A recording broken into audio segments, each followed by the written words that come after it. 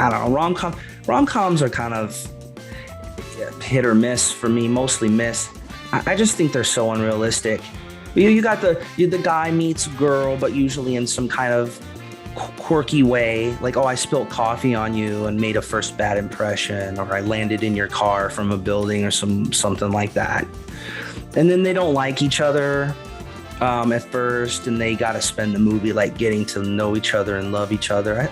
I think that's crap, because usually when you meet someone, like, how'd you meet your wife? You probably met her at like a Irish pub in Ireland or something, right? Well, we were in Ireland. I got her drunk, and she was like, all right, well, now that I'm drunk, you look all right. Sure, why not? Yeah, it's usually something far less ceremonious than what they have. And then you actually like each other at first. I've never met anybody who disliked their partner at first and then grew to like them. If they didn't like them, they just didn't get together with them. Yeah. Right?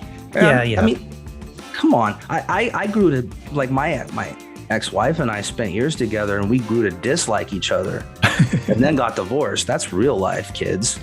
You're not going to meet a girl and she doesn't like you at first. But then what happens with these rom-coms is the guy, he's so persistent that he's essentially harassing and stalking the girl. But that's romantic, right? Because the guy is just so persistent.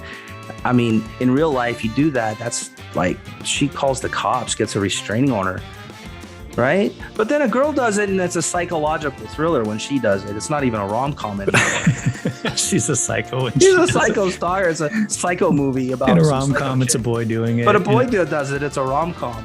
It's just all unrealistic. And then it just, unless she's that manic pixie, right? That dream girl, manic pixie dream girl who's completely batshit crazy, but she's so fun, and she's gonna take you for a wild ride.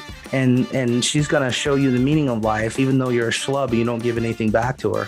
I actually dated a manic pixie after my divorce, and it was a wild ride, all right. And it ended up like a breakup, because it was a psychological drama, because manic pixies end up in psychological drama situations. You know what I'm saying? So I don't know. I think people maybe get these unrealistic expectations from these rom-coms. But guess what, kids? It's nothing like a rom-com. Nothing like a rom-com. That's right, kids. So if you think you're going to get out there and meet that beautiful manic pixie, and you're going to meet in some way, like fall in her car, she's not going to like you at first, but later you're going to kiss in the rain at the end, because it's always rainy.